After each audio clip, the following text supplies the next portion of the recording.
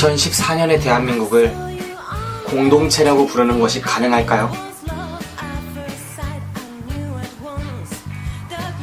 안녕하세요. 김성호의 영화만세 김성호입니다.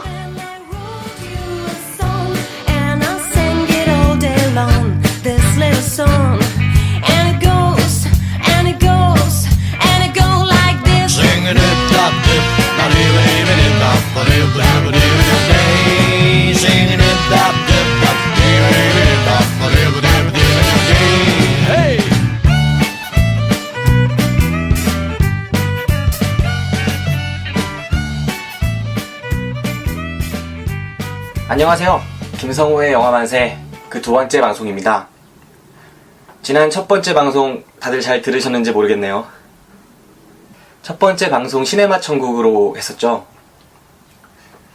그 방송이 전 잘 안 됐다고 생각을 했는데 막상 이제 자기 전에 조금 들어보니까 그럭저럭 들을만하게 녹음이 된 것 같아요. 너무 다른 사람한테 들려주진 못했고요, 민망해서. 네, 그렇습니다. 중간에 이제 음악도 한번 삽입을 했었고 여러가지 새로운 시도를 해보려고 했어요. 나름 하려고 했었는데 어떻게 여러분들이 그걸 생각하셨는지 어떻게 받아들이셨는지 모르겠네요. 좀 음악이 중간에 들어가니까 좀 지루한 건 덜하지 않을까 하고 개인적으로는 좀 기대하면서 넣어봤습니다. 지난번에 말씀을 못 드렸는데 그 음악 가수는 조시 우드워즈라는 사람이고, 조시 우드워즈 그 무료로 풀린 곡 중에 한 300~400곡 듣다 보니까 그냥 가장 좋았던 노래 몇 곡을 추려서 이제 중간에 넣어볼까 생각을 하고 있습니다. 오늘도 그 가수분 곡으로 넣으려고 생각을 하고 있어요. 방송 듣진 않으시겠지만 조씨씨, 네, 감사합니다. 그 무료로 곡 풀어주셔서. 원래 이번 방송에 소개해드릴 영화로는 인디펜던스 데이를 말씀을 드렸었죠, 지난 방송 때. 근데 제가 오늘 그 DVD 방에 가서 DVD를 빌리려고 했는데 그걸 누가 빌려갔더라고요.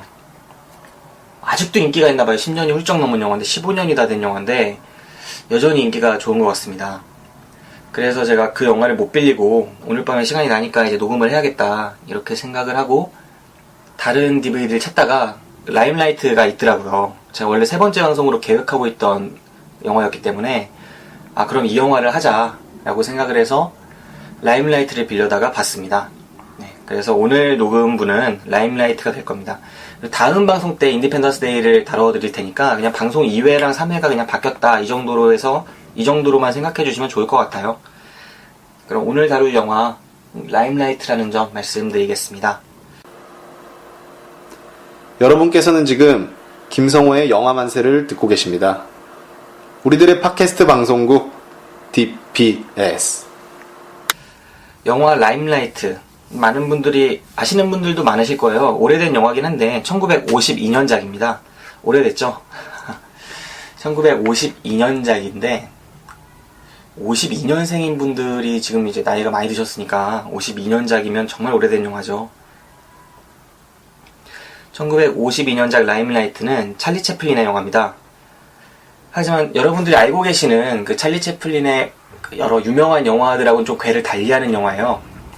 보통 여러분들이 알고 계시는 찰리 채플린의 영화들은 모던 타임즈나 키드, 살인광시대, 황금광시대, 위대한 독재자, 이런 약간 사회 비판적인 코미디를 많이 만들었던 영화인이죠, 찰리 채플린. 스스로 감독도 하고 주연도 했던. 그 유명하죠. 그 중절모 쓰고 손에는 지팡이를 들고 그러면서 약간 우스꽝스러운 슬랩스틱 코미디를 통해서 웃음을 자아내면서 삶과 인생에 대한 뭔가 슬픔, 아픔 이런 것들을 또 담담하게 그려내기도 하고, 그리고 결국에는 그걸 넘어선 웃음과 행복으로 나아가는 그런 스타일의 영화를 많이 찍었던 영화이네요, 찰리 채플린. 많은 분들이 알고 계실 겁니다. 그런데 그런 영화 말고도 찰리 채플린의 후반기 영화들을 보면은 좀 다른 양상의 영화들이 있어요. 많진 않은데 뉴욕의 왕이라는 이제 거의 유작에 가까운 마지막 영화가 있죠. 그리고 라임라이트, 찰리 채플린이 헐리우드에서 이제 영국으로 가던 그 해 1952년에 찍어냈던 라임라이트가 바로 그런 영화입니다. 보통 예술가들이 나이가 들고 어느 정도 은퇴할 즈음이 되면 자기의 인생과 또 삶에 대한 철학을 투영하는 자전적인 작품들을 만든다는 이야기가 있잖아요. 만드는 경우가 많은데 찰리 채플린의 경우에도 이 라임라이트와 뉴욕의 왕 이 두 편의 영화가 자전적인 영화이기도 하면서 또 자신의 삶에 대한 철학과 그런 내면의 이야기를 투영한 그런 작품이라고 생각합니다. 이 라임라이트는 앞에 말씀드린 것처럼 1952년도에 제작된 영화입니다. 찰리 채플린이 미국에서 약 30년 동안 활동을 했는데 그 헐리우드 당시의 영화계 최고의 스타였죠. 버스터 키튼과 함께 슬랩스틱 코미디 무성영화계를 양분했던 무성영화 시대의 슬랩스틱 코미디계를 양분했던 그런 영화인이었는데 그 중에 대중적인 인지도는 조금 더 높았죠. 정말 유명한 사람이었는데도 불구하고 이제 50년대 미국의 냉전 상황 속에서 메카시즘 광풍이 불었죠. 이제 폴 메카시라는 국회의원이 공산주의와 결탁한 이제 사람들이 사회 전반에 막 있다 이러면서 공안 정국을 불러일으켰고 그 상황 속에서 채플린이 공산주의자로 몰리면서 고향인 영국으로 도피를 하게 됩니다. 그러니까 찰리 채플린이라는 미국의 영화인에게 공산주의자라는 낙인을 찍은 거예요. 그러니까 불법적인 행동을 한 거나 뭐 스파이적인 행동을 한 게 아니었는데도 불구하고 약간 이렇게 돼서 결국 나중에 한참 후에 채플린이 미국 헐리우드에 와서 공로상을 받게 되죠. 그 아카데미 영화상에서. 그러면서 결국은 채플린이 다시 복권되는데 그 이후에는 이제 로버트 다우니 주니어, 여러분들이 좋아하실 만한 로다주가 주연한 채플린이라는 전기 영화도 만들어질 만큼 다시 헐리우드과 미국과 채플린의 관계가 다시 회복되게 됩니다. 근데 이 영화는 그 분열의 시작점인 1952년도에 만들어진 영화고요. 그래서인지 그 삶에 좀 아픔, 애환 뭐 이런 것들도 좀 묻어있는 것 같아요. 그뿐만 아니라 이 영화에 또 주목할 만한 점이 이따 이야기 줄거리를 말씀드리면 아시겠지만 이 영화 자체가 나이가 든 예술인이라고 할까요? 나이가 든 사람이 젊은 사람한테 바통을 터치하는 뭐 그런 느낌이 있는 영화예요. 나이 든 사람이 열정을 잃은 젊은 사람을 만나서 그에게 삶에 대한 열망, 뭐 그런 것들을 심어주고 그리고 자신은 점점 더 쓰러져 가고 그 속에서 젊은이가 성공하고 그 모습을 지켜보면서 늙은 사람이 죽음을 맞는 그런 모습이라서 사실 이 영화 전체를 보면은 채플린이 이제 서서히 자신이 지고 있다는 거를 인식하고 있었구나. 그리고 동시에 이 영화 속에 버스터 키튼이 나옵니다. 그 아까 말씀드렸던 무성영화 시대를 양분했던 대표적인 코미디 배우죠. 코미디 영화 배우죠.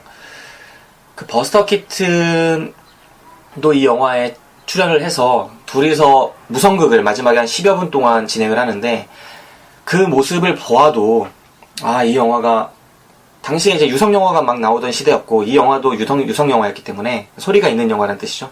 소리가 있는 영화였기 때문에 이 무성영화 시대를 대표했던 그 두 배우들이 자신들이 이제 역사의 뒤안길로 가면서 새로운 시대에 대해서 한번 어떤 자신들의 생각을 밝혀보는 뭐 그런 자전적인 영화가 아닌가.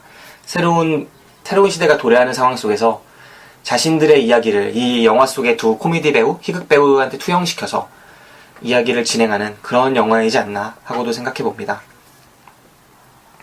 채플린의 자전적 영화이긴 한데 이 라임라이트는 개봉 당시에는 흥행에 참패했어요. 어떻게 보면 이 영화 속에서 칼베로가 자신의 명성을 완전히 회복하는 데 실패했듯이 이 영화 자체도 채플린의 명성을 회복시켜주지 못했던 거죠.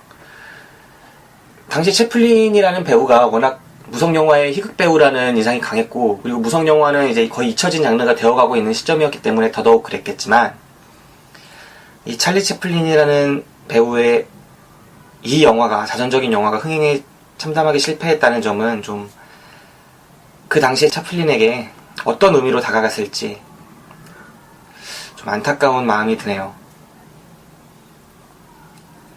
영화의 줄거리를 먼저 말씀드리자면 일단 전성기를 지난 왕년의 명 코미디언, 진짜 유명했던 코미디언 칼베로가 주인공입니다. 찰리 채플린이 연기했고요. 더 이상 사람들을 웃기지 못하는 코미디언이죠. 일자리도 이제 구하기 힘들어지고 왕년에 정말 이름은 유명하지만 그래서 자신이 각광받던 그런 자리를 젊은 여자 배우한테 내주고 자신이 받던 대중적인 인기를 이 젊은 여자 배우한테 발레리나한테 내주고 자신은 쓸쓸히 퇴장한다는 그런 내용을 담고 있다고 봐도 무방할 것 같아요. 줄거리를 말씀드리자면 어느 날 이제 술에 취한 칼베로가 자살을 기도하는 어떤 젊은 여성을 같은 아파트는 아니고 빌라라고 해야 되나? 같은 연립주택이라고 할게요. 거기에 사는 1층에 사는 어떤 여자가 자살을 기도하죠. 근데 칼베로가 그 모습을 우연히 발견을 하고 구합니다. 구해서 이제 자신의 방으로 옮겨가게 되죠. 여자는 이제 방세가 많이 밀린 상태였기 때문에 그 방을 주인이 다시 세를 주고 이 여자를 어찌어찌해서 자신의 방으로 옮겨서 같이 동거를 하게 되는 그런 상황이 벌어집니다. 칼베로는 늙은 나이든 코미디언이고 그 여자는 20대에 한창 잘 나가야 되는 여자예요. 발레리나예요. 근데 당시에는 칼베로는 이 여자가 발레리나인지 모르고 구하죠. 그래서 여자가 깨어나니까 왜 자살을 했는지, 왜 삶을 포기하려 하는지 뭐 그런 것들을 물어보고 또 이 여자는 상당히 병약하고 지금 심약한 상태고 좀 약간 우울증도 있고 많이 힘들어하는 그런 삶을 살고 있었기 때문에 서로 이제 여자를 좀 보듬어 줍니다. 칼베로가. 그러면서 삶에 대한 열망을 불어넣어주고 또 여자는 여자대로 나중에 칼베로가 더 힘들어하고 자신의 능력과 잊혀지고 있는 이런 상황에 대해서 힘들어하는 그런 모습을 또 옆에서 지켜봐주고 보듬어주고 이런 상황 속에서 둘의 사랑이랄까요? 둘의 그런 애정관계 또 애정선을 또 담아내기도 하고 또 동시에 예술에 대한 이야기도 담아내기도 하고 찰리 채플린의 삶에 대한 철학이 투영되기도 하고 여러모로 뭐 그런 영화라고 그냥 할 수 있겠습니다. 네. 이 영화를 보다 보면은 가장 인상적인 게 대사들이 너무 좋아요. 그러니까 52년작이다 보니까 아무래도 이제 현재 나오는 그런 잘 다듬어진 멜로물이나 혹은 드라마 같은 그런 아기자기한 짜임새라던가 뭐 그런 부분은 좀 적습니다. 그런 극적인 뭔가 연출이라거나 대신에 되게 단순한 구성임에도 배우들이 정말 몰입이 가고 공감이 가게끔 연기를 잘 하고 있고 또 그 속에서 대사들이 너무너무 좋기 때문에 철학이 있는 삶에 대한 철학이 있는 깊이 있는 그런 대사들이 나오기 때문에 그 점에서 보는 사람들로 하여금 되게 감동받을 수 있게끔 하는 그런 부분이 있다고 생각을 합니다. 일단 칼베로가 처음에 이 사람은 실패한 코미디하고 거의 알코올 중독자죠. 술 마시지 않으면 공연도 불가능한 그런 사람이고 일자리도 별로 없습니다. 어쩌다가 있는 일자리에서는 손님들이 자신을 조롱하고 떠나가기도 하고 막 거의 다 웃고 떠들고 공연에는 관심도 없고 그래서 왕년의 명성이라고 할 게 거의 잊혀져 버린 그냥 퇴색한 코미디언이에요. 그런 코미디언이 거의 술에 취해가지고 열쇠구멍에 열쇠도 못 맞추면서 들어왔는데 1층에서 냄새가 나는 거죠. 현관에서 이상한 냄새가. 그래서 그 냄새가 뭔가 하고 가봤더니 어떤 방 문 앞에 문에 밑에는 수건으로 다 막혀져 있고 그 방 문을 넘어서 냄새가 계속 나오는 겁니다. 가스 냄새 같은 게. 그래서 칼베로가 그 문에 난 구멍을 통해서 안을 들여다보죠. 그러니까 한 여자가 쓰러져 있으니까 문을 부수고 들어가서 그 여자를 안고 나옵니다.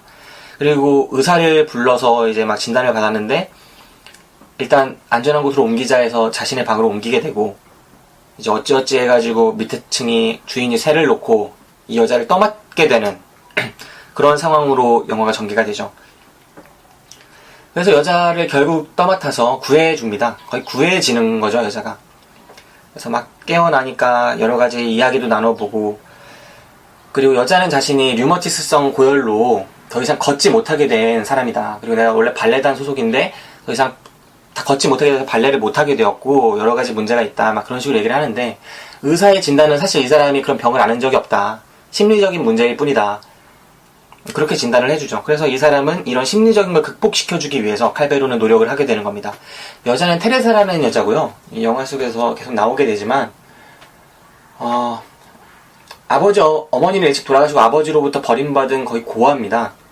언니가 한 명 있었는데 그 언니가 나이가 차이가 좀 나는데 이 테레사를 발레를 공부시키고 발레 기숙학교에 보내면서 공부도 시키고 어렸을 때부터 기른 거죠. 나중에 테레사가 알게 된 바로는 이 언니가 몸을 팔아서 자신을 교육시켰다는 걸 알게 됩니다. 기르고. 그래서 자신이 발레를 하는 것 자체가 너무나 죄스러워지니까 그래서 자기도 모르게 그런 병이 걸렸다고 믿어버리는 그런 상황이 되었다고 영화가 암묵적으로 그려내고 있죠. 아무튼 그렇게 돼서 언니는 이제 남미로 떠나고 거의 천혜고약처럼 남겨진 상황인데 채플린이랑 같이 동거를 하면서 대외적으로는 뭐 부부처럼 행세하기도 하고, 그러면 서로 연민에서 비롯된 그런 사랑의 감정까지 가게 되는, 여자는 약간 존경에서 비롯된 사랑의 감정이죠. 남자는 연민에서 비롯된 사랑의 감정이고, 나이 차이를 뛰어넘는 그런 사랑으로 가게 되는 그런 모습이 그려집니다. 하지만 영화가 진행될수록 이제 이들의 관계가 순탄치 못한데, 일단 서로의, 여자가 남자를 사랑하는 마음, 남자가 또 여자를 사랑하는 마음은 진실하지만, 이제 여자가 앞에 다른 남자가 나타나죠. 이제 음악가가 나타납니다. 성공한 음악가가. 그 음악가가 나타나니까 채플린은, 이제 칼베로는 그 남자가 이 여자와 진짜 짝이다. 나는 너무 나이 들었고 또 연민에서 비롯된 거라 진짜 사랑이라고 볼 수도 없을 것 같고, 여자의 앞길을 위해서라도 내가 여기에 있는 거는 바람직한 방향이 아닌 것 같다라고 생각을 하게 되고, 그래서 결국은 떠나고, 하지만 나중에 다시 발견돼서 어찌어찌해서 돌아오지만 죽음을 맞게 되는, 여자의 공연을 보다가 자신의 최고의 공연을 하고 나서 죽게 되는 그런 모습으로 그려집니다. 처음에 여자가 깨어나서 자신의 상황과 다 버려지고 주변에 친한 사람도 없고 자신을 보듬어줄 사람도 없고 자신은 병들어 있고 걷지 못하고, 발레리나인데 걷지 못하는 발레리나, 춤추지 못한다는 뜻이잖아요. 얼마나 절망적이겠어요. 사실 이 영화를 보면 두 인물 다 정말 절망적이죠. 남자는 잊혀져서 더 이상 기억되지 못하고 또 웃기지 못하는 코미디언이라는 게 얼마나 비극적입니까? 생각해보세요. 그 웃기지 못하는 코미디언, 그리고 걷지 못하는 발레리나, 정말 어떻게 보면 가장 비극적일 수 있는 두 인물을 주인공으로 세워서 영화를 찍고 있는데, 그 당시에 채플린이 영화를 찍지 못하는 영화인 헐리우드에서 버려지고 더 이상 무성 영화가 자체가 이제 화장길에 접어들어서 옛날에 그 떠돌이 찰리의 이미지가 더 이상은 통용되지 않을 때, 캐릭터가 통용되지 않는 그 상황 속에서 자신 자체가 칼베로이자 그 테레사가 아닌가 하는 생각을 가졌을 것 같아요. 그래서 영화 속에서 칼베로처럼 퇴색해가지만 또 칼베로처럼 헌신하고 테레사처럼 부활하는 그런 걸 소망하지 않았나, 그렇게 생각해 봅니다. 영화 속에서 그런 대사가 나와요. 테레사가 이제 깨어나서 계속 좌절하고 절망하니까 그 앞에서 그렇게 얘기해요. 두려워하지 않는다면 인생은 멋질 수 있는 거야. 필요한 건 용기와 상상력과 그리고 약간의 돈이지. 그러니까 테레사가 답하기를, 다시는 그래도 발레를 못할 거예요. 난 장애자가 됐으니까. 칼베로가 다가오면서 소리쳐요. 그렇게 생각할 뿐이지. 아니에요. 그렇다면 싸워야지. 무엇을 위해서요? 싸우는 거야. 무엇을 위해서? 모든 걸 위해서지. 인생 그 자체를 위해. 기뻐하기도 슬퍼하기도 하며 살아가는 생을 위해서. 인생은 아름답고 근사한 거야. 한낱 해파리에게까지도. 젤리피쉬가 해파리더라고요. 젤리피쉬. 뭘 위해 싸우느냐고? 예술이 있잖아. 발레. 다리 없이는 춤을 못 춘다고요. 막 소리치니까. 나는 팔 없는 사람을 알고 있지. 발가락만으로 바이올린을 기막히게 연주하는. 문제는 싸우지도 않고 굴복하는 데 있어. 계속해서 병마와 죽음 사이를 드나들면서 나도 방탕한 삶을 살아서 계속 병마와 죽음 사이를 드나들었어. 하지만 그래도 일어섰지. 죽음만큼이나 피할 수 없는 게 있어. 그건 삶이야. 인생. 우주의 힘, 지구를 움직이는 그걸 생각해봐. 나무를 자라게 하는, 태양을 빛나게 하는, 당신 안에도 그 힘과 같은 게 있는 거야. 그 힘을 쓰려는 용기와 의지만 가지고 있으면. 네, 뭐 이렇게 말을 해요. 그리고 잘 자라고 하고 가는데, 이 장면을 보면서 저는 이 영화를 처음 봤던 22살, 그리고 한참 세월이 흘러서 오늘에도 정말 깊은 감명을 받았는데, 정말 이 장면을 보다 보면 이걸 말하는 게 칼베로가 아니라 채플린이구나.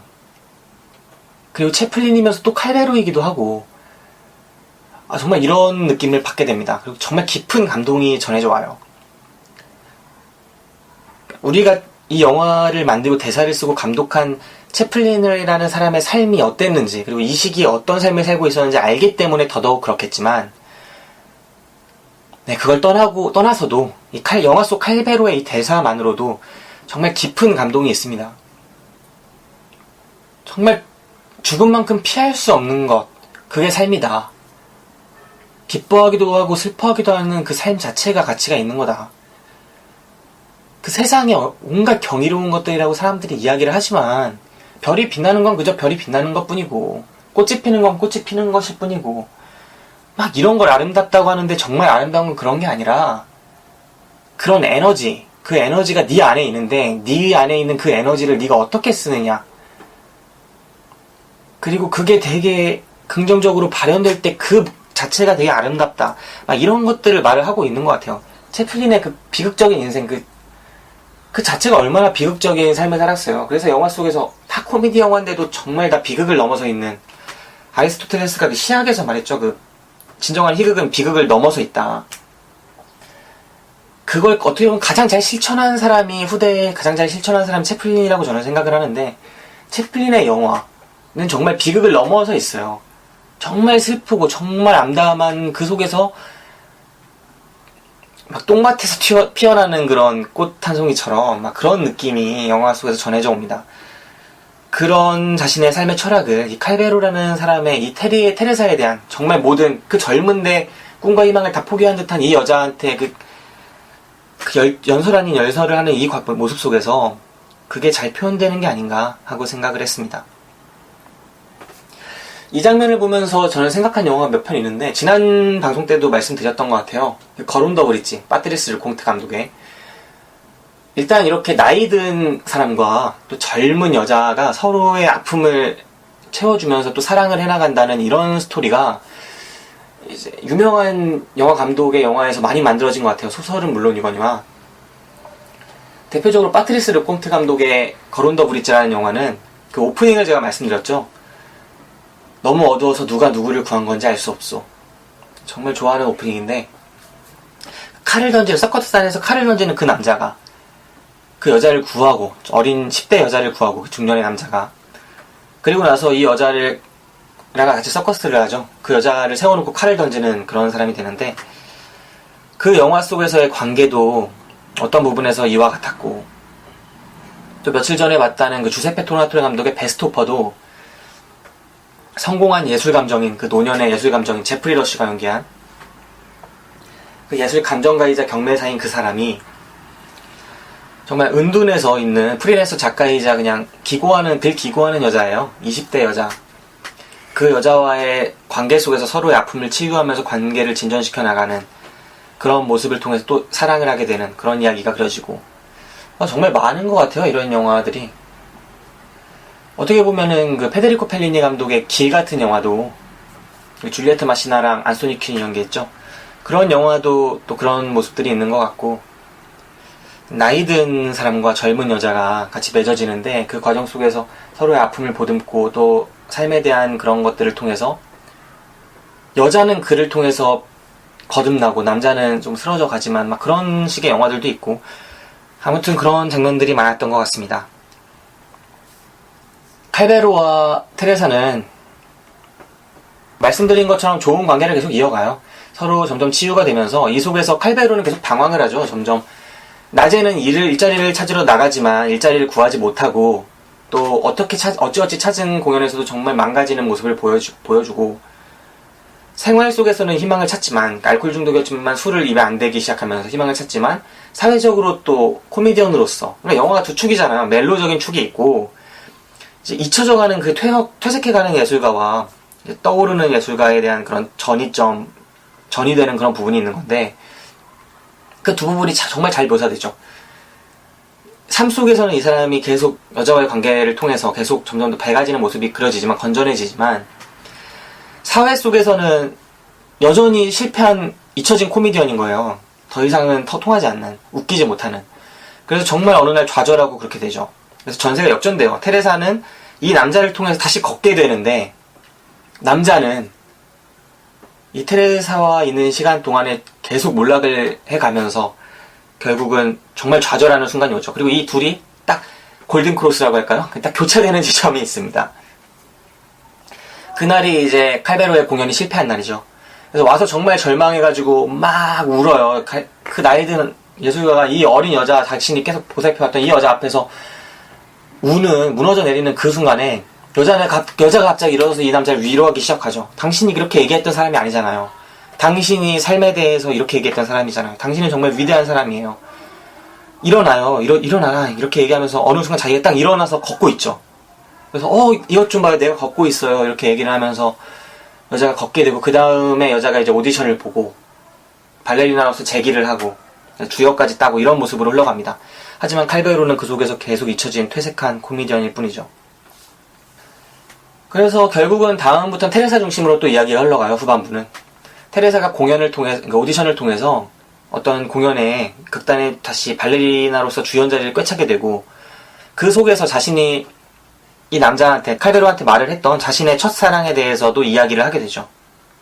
이 첫사랑 이야기가 조금 흥미롭게 영화 속에서 등장을 하는데, 그 부분을 말씀드려야 될 것 같네요. 일단 흥미로운 게 그 첫사랑으로 나오는 피아니스트입니다. 가난한 피아니스트, 음악가. 그 음악가가 영화 속에서 누가 연기하냐면 그 시드니 채플린이라고, 채플린의 아들이 연기합니다. 되게 이것도 의미심장하죠. 몰락하고 있는 코미디언들한테 자신을 투영했던 그 영화 속에서 자신의 아들을 그 속에 집어넣은, 나중에 채플린의 딸도 영화인이 배우가 되는데, 그런 부분을 볼 수 있지 않았나, 이것도 좀 의미심장하지 않나 하고 생각을 해봅니다. 그러니까 배경이 되는 시대가 1914년이다 보니까 1913년 뭐 그쯤인 것 같아요. 이 여자 회상 속에서 나오는 그거는 이제 이 여자가 칼베로가 계속 여자한테 사랑한 적 있냐, 용기를 심어주기 위해서 좋았던 기억을 불러일으키기 위해서 사랑에 대한 추억을 이야기해보라 그러는데, 그때 얘기했던 게 이런 거예요. 여자가 류머티스성 고열로 발레단에서 나올 수밖에 없었죠. 그리고 병원에 입원했다가 치료를 받고 퇴원을 해서 어느 문구점에 취업을 합니다.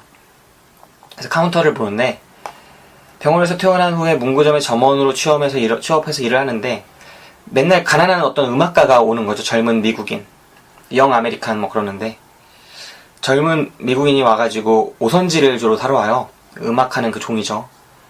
그래서 오선지를 위해서 굶기도 하는 것 같다라고 생각할 만큼 그 건강 상태가 좋지 않아 보이고 피로해 보이고 항상 그런 모습으로, 때때로 와가지고 맨날 일정한 양을 사는 것도 아니고 돈이 그때그때 다르니까 돈을 언젠 조금 내고 언젠 많이 내서 오선지를 사가는데, 너무 안타까워 보여서 이 여자가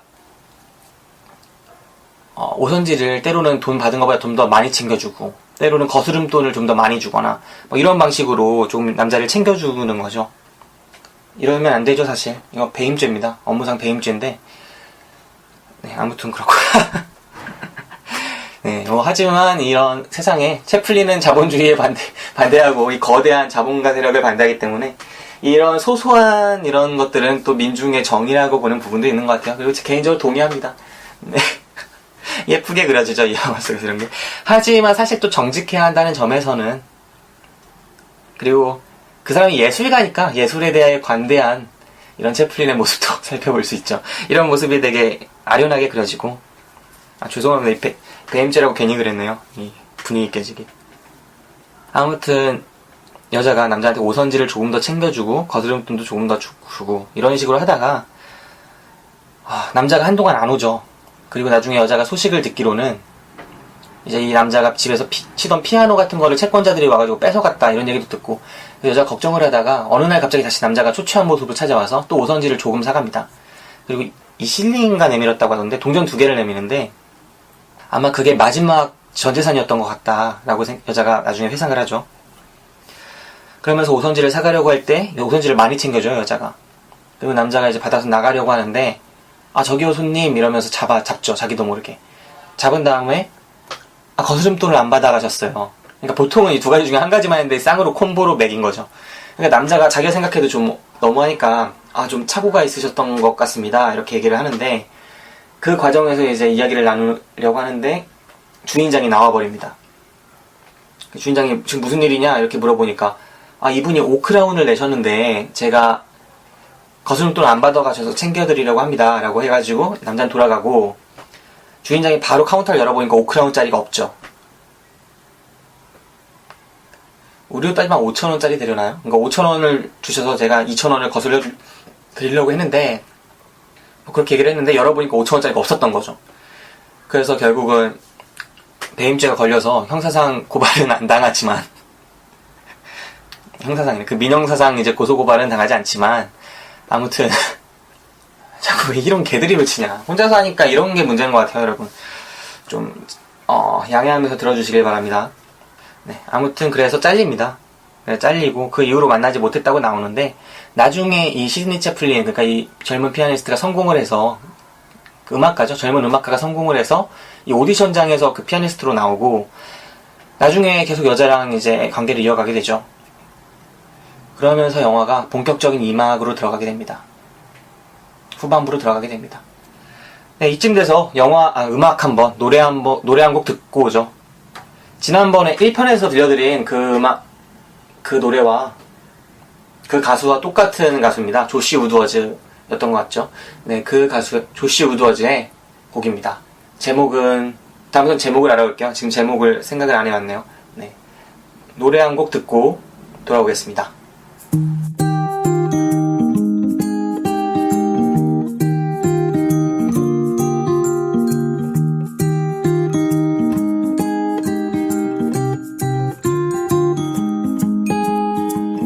No gravity that sucked me in your orbit.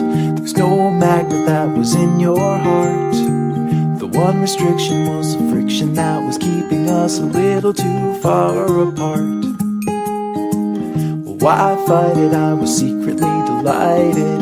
I gave chase and then I let you win. You felt lovely when you loved me like a fool, but now I can't let go of your skin. You know that I never knew that you are crazy glue, my darling, and I'm stuck to you, but I'm cozy and I don't wanna wiggle loose. You're honey like a finger in the beehive. The bees are buzzing in a tizzy fit, and they're stinging, but I'm singing like a fool, 'cause you're as sweet as a banana split. You're sticky like a hippie in the summer. You're like syrup in the slushy tray. And one touch of you and I will never leave, 'cause I believe I can't get away. You know that I never knew that you are crazy glue, darling, and I'm stuck to you, but I'm cozy and I don't wanna wiggle loose. I don't wanna wiggle loose. Hold on to me, and hand we'll follow. Hold on to me, as if you had a choice.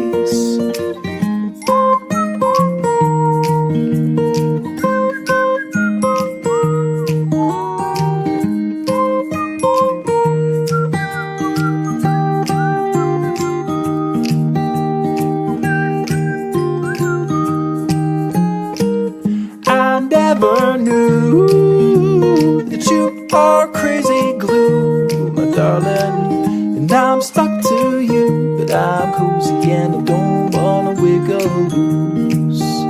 I don't wanna wiggle loose.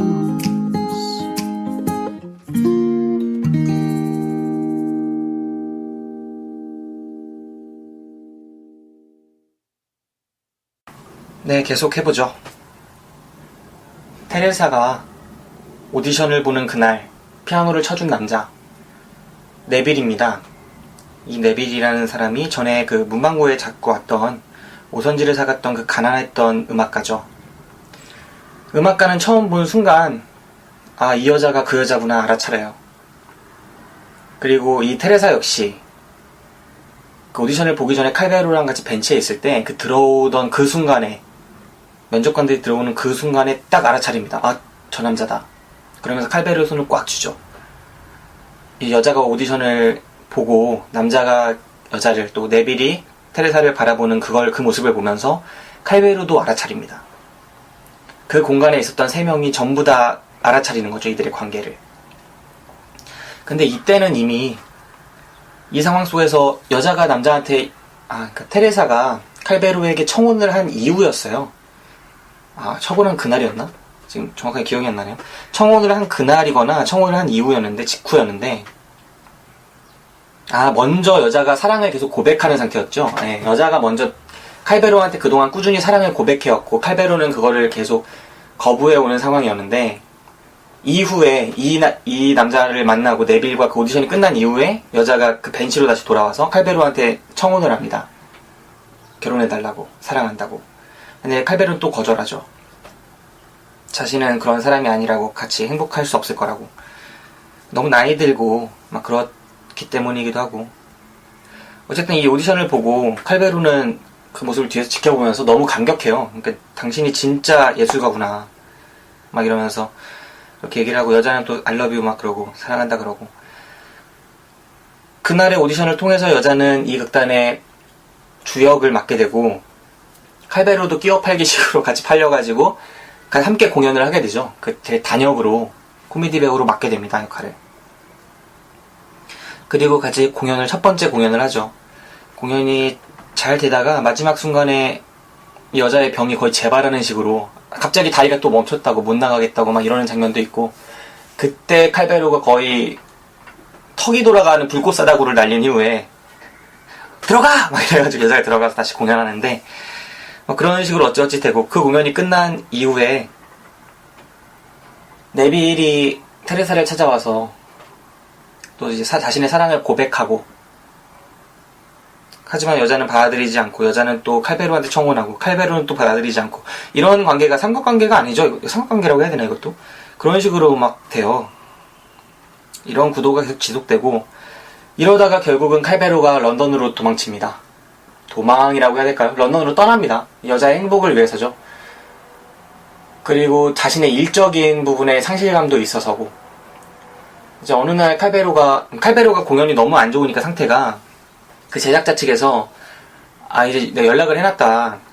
다른 코미디언으로 교체를 해야겠다고. 발레는 좋은데, 춤은 좋은데 코미디가 형편없어서 코미디언을 바꿔야겠다라고 얘기를 했는데, 그 비서가 그 사람이 누군지 아십니까? 그런 다음에 칼베로라 그래요. 그러니까 이 제작자가 칼베로 원래 알고 있던 사이라서, 그 사람이 칼베로였어? 왜 얘기를 먼저 미리 안 했어? 하면서 불쌍한 칼베로 이러면서 다시 부른 사람을 돌려보내야겠다라고 전화를 하지만 그게 늦죠. 그래서 칼베로가 여기 출근하던 중에 만납니다. 자신 대역을 하기 위해서 온 사람을. 근데 원래 알고 있던 그리핀이라는 이제 코미디언인데, 그리핀 여기 웬일이야? 이렇게 물어보니까 그리핀이, 여기서 일자리가 생겼다고 해서 왔어. 여기 원래 어릿광대 맡고 있던 사람이 못하나봐. 아마 내가 맡게 될 것 같아. 이런 식으로 얘기를 하니까 칼베로가 그래? 행운을 비네. 이렇게 얘기를 하고 나서 들어가지 않고 떠나죠, 그대로. 집에는 이제 테레사한테 남겨두는 편지 한 장을 써놓고 런던으로 떠납니다. 그 이후에 시간이 이제 몇 개월 흘렀다, 이런 것들이 나오고, 다시 만나게 되는 게, 네빌이 런던에서, 네빌이 징집이 됩니다. 피아노 치던 네빌이 징집이 돼서 어느 술집에서 술을 마시고 있는데, 그 자리에 칼베로가 들어오죠. 바이올린도 원래 잘 키기 때문에 떠돌이 악단처럼 살고 있었던 겁니다. 그래서 바이올린 키면서 들어와서 모자를 벗어가지고 동전을 이제 모으는데, 구걸하는 거죠.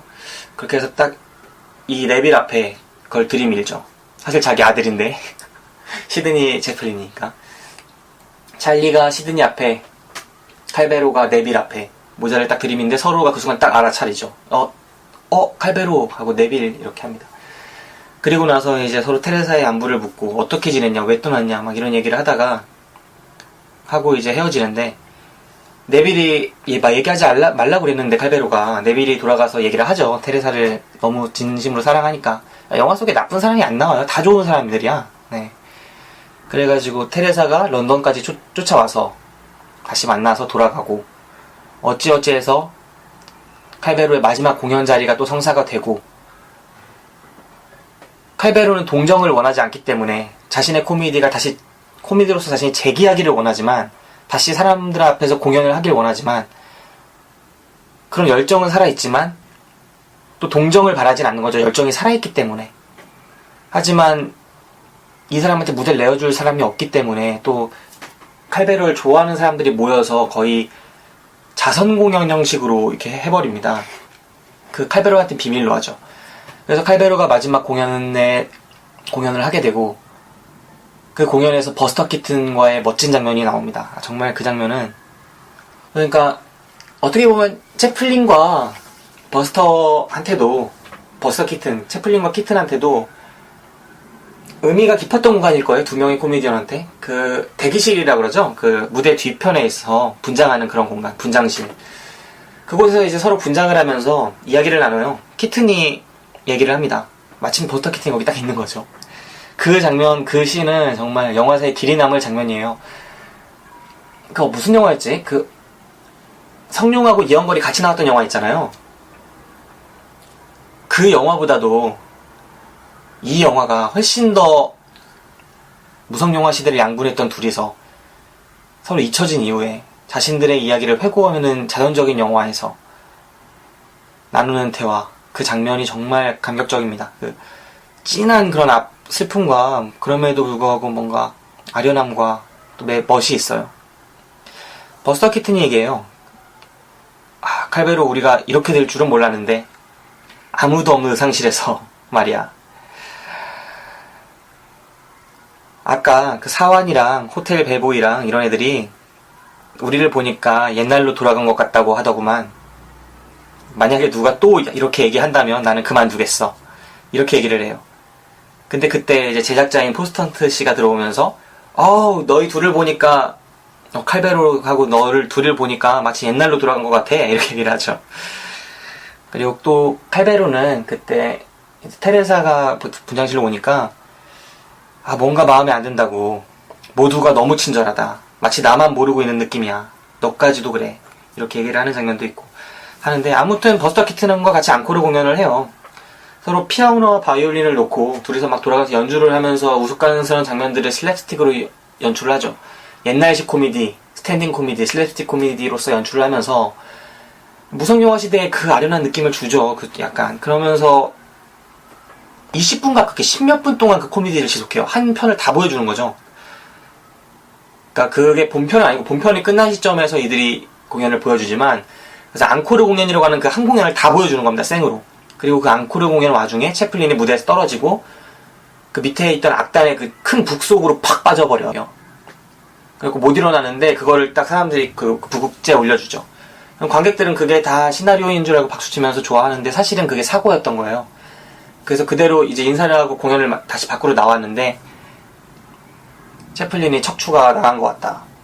그러면서 이제 막 무대 뒤에서 여러 가지 일이 벌어지고, 다시 무대 안으로 와서 사람들한테는 마치 이순신이 나의 죽음을 알리지 마라 이런 것처럼 그렇게 얘기하죠.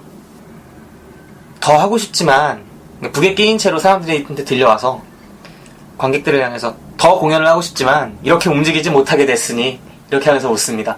그러니까 관객들이 막 깔깔깔깔 대면서 박수를 치고 다시 찰리 채플린이 실려 나오죠. 하지만 진짜 이제 죽어가고 있고 척추가 닫혀있는 상태고 막 쇼크도 오고, 그러면서 채플린이 칼베로가 테레사가 춤추는 걸 보고 싶다. 그래서 침대에 실린 채로 들려와서 무대 뒤편에 놓여지고, 거기서 테레사가 앞에서 춤을 추고 있는데 그 모습을 보지 못하고 눈을 감죠. 그러면서 영화가 끝납니다. 안녕하세요, 박기사입니다. 월드컵이 코앞입니다. 다들 준비하고 계신가요? 박기사가 호스트로 있는 DPS 주간 해외 축구 월드컵 특집을 준비하고 있습니다. 월드컵은 DPS. 이 영화를 보면서 마지막 장면에서 정말 강하게 드는 의문등인 그거예요. 이 채플린의 마지막 죽음이잖아요. 멋진 공연을 하는데 그 공연은 자선 공연이었죠. 근데 자선 공연인데 또 이 사람은 진실로 사람들의 환호를 이끌어냈어요. 근데 또 그 마지막 무대에서 앙코르 무대 중에 떨어져서 부상을 입죠. 부상을 입고 죽어갑니다. 그러면서 테레사의 공연을 춤추는 걸 보고 싶다 하면서 춤을 추는데 그 모습은 채 보지 못한 채로 눈을 감아요. 무대 뒤에서. 이게 과연 이 장면에서 되게 해피엔딩 같이 느껴지진 않죠. 물론 죽었으니까 해피엔딩은 아닌데, 그 속에서 뭔가 곱씹을 만한 그런 엔딩이었던 것 같아요. 결국은 칼베로는 관객들한테 환호를 받아요. 진정한 의미에서. 재기에 성공한 거죠. 자신의 코미디로 사람들 웃기는데 성공한 거예요. 그 북에 꽂혀가지고 그 다 중상을 입은 채로 실려 나와서 테레사가 오니까 칼베로가 하는 말이 그거예요. 자신이 그렇게 다쳤는데 관객들이 나한테 열광하는 거 봤어? 박수부대 말고 말이야. 진짜 관객들이 나한테 열광하는 거 봤어? 진짜 이 환호받는 그 모습을 이야기를 해주고 싶었던 거죠. 정말 환호하게 만들었고 자신의 코미디로서 무대를 성공적으로 마쳤고 그토록 갖고 싶었던 성공적인 무대를 가진 사람으로서 그런 예술가로서 환호를 하는 겁니다. 그게 비록 마지막 공연이었을지라도 칼베로는 되게 행복했던 것 같아요. 그리고 마지막 보고 싶었다던 그 테레사의 춤, 그 춤 자체가 칼베로를 통해서 출 수 있었던 거잖아요. 칼베로가 없었다면 테레사는 출 수 없었을 거기 때문에 그 장면에서도 되게 뿌듯한 무언가가 있죠. 하지만 결말을 보면 결국은 칼베로는 죽었고 다쳤고 죽었어요. 그리고 테레사의 공연을 지켜보지도 못했죠. 칼베로를 통해서 테레사라는 예술가가 다시 나와서 사람들한테 멋있게 춤을 출 수 있게 되었지만 동시에 칼베로는 결국은 죽었고 테레사의 공연을 보지 못했죠. 이게 뭔가 슬픔과 그런 기쁨 같은 게 되게 막 혼재되어 있는 것 같아요. 이게 채플린 영화의 특징 같은데 채플린이 희극적인 영화를 찍었을 때조차도 비극을 끼워 넣었던 것처럼 혼재시켰던 것처럼 비극을 찍을 때조차도 희극적인 요소를 혼재시키는 것 같은데 섞는 것 같은데 어떻게 보면 이게 진짜 그 코미디이면서 또 비극이겠죠. 아무리 비극적인 순간에도 희극적인 요소를 넣는 게 채플린의 영화관이고 아무리 희극적일 때도 비극적인 것을 넣는 게 채플린의 영화관이고 뭐 그런 거 아닐까요? 제가 많이 부족한데 이 영화를 설명하기엔 그래도 그렇게 생각해봅니다. 채플린의 이 영화는 정말로 아무리 비극적인 순간에서도 행복한 부분들이 있고 웃을 수 있는 부분들이 있고 아무리 즐거운 순간에도 잘 찾아보면 아직 마냥 즐겁지 않은 순간들도 있다. 그리고 어떻게 보면 고통 속에서야 비로소 즐거움이 있을 수 있는 게 아닐까. 그런 것들을 몸소 영화를 통해서 잘 보여주는 그런 영화인이 아닌가. 이 영화 자체가 그런 영화가 아닌가 생각해봅니다. 찰리 채플린의 라임라이트. 이 정도 이야기를 하면은 거의 다 한 것 같아요. 제가 할 수 있는 이야기들은 다 한 것 같습니다. 제 개인적으로는 정말 감명 깊게 본 영화였고 또다시 보았을 때도 그랬습니다. 영화만세에서 꾸준히 지금 제가 별점을 줄 생각인데 이 영화에 대한 저의 별점도 5개입니다. 다음 볼 영화는 인디펜던스 데이가 될 거고요. 그 영화를 통해서 제 3회 방송으로 찾아뵙도록 하겠습니다. 네, 여기서 방송을 마치도록 하겠습니다. 지금까지 들어주신 여러분들께 감사드립니다. 다음 방송 때 보다 즐겁고 쾌활하고 건강한 모습으로 만날 수 있기를 바라면서 오늘 방송 여기서 인사드립니다. 감사합니다.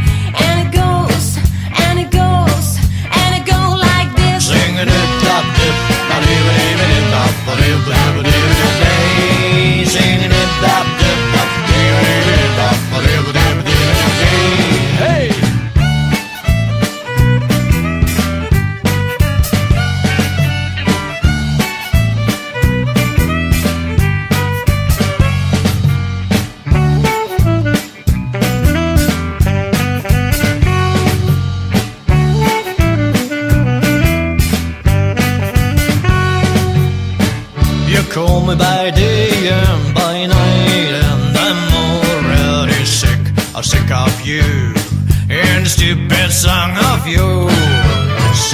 That's why I hired a man to